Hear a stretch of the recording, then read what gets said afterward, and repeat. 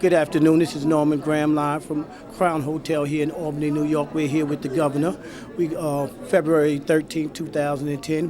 One of the first questions I would like to ask is, can you tell our public some of the positive things that maybe the city workers, state workers might not know about, some of the things and monies that you was able to bring to the community?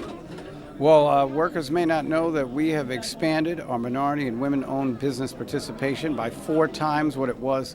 4 times what it was when I came into office in March 2008. We've expanded the job-creating firms in banking and insurance and the sales of security and bonds that are owned by black and brown people by 6 times in New York since I've come into office. We have put a mortgage foreclosure bill out there that defines what is a loan and also defines what's predatory lending, and we will prosecute people for doing what's been done to so many people now who lost their homes. And we have expanded unemployment insurance by 33 weeks and COBRA benefits by 18 weeks.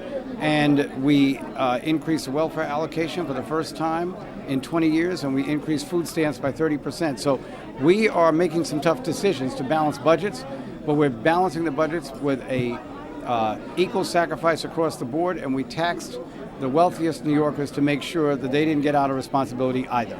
Okay, can you tell us something about the schools, and will the kids have their train passes and public transportation passes for this year?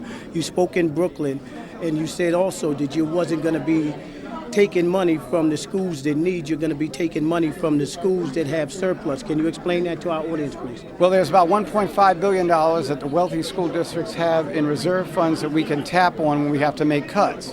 We do not want to make cuts to the poor school districts.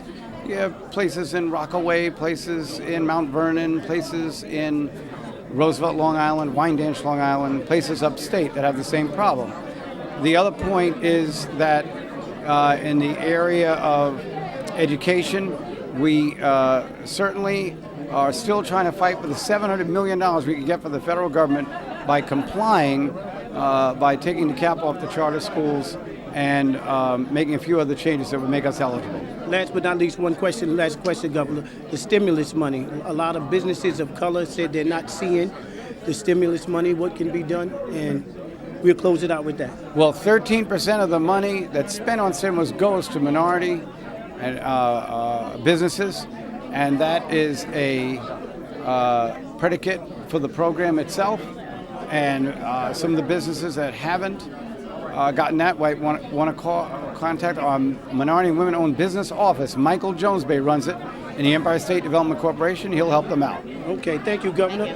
Norman Graham live from on the spot here at the Crown Hotel.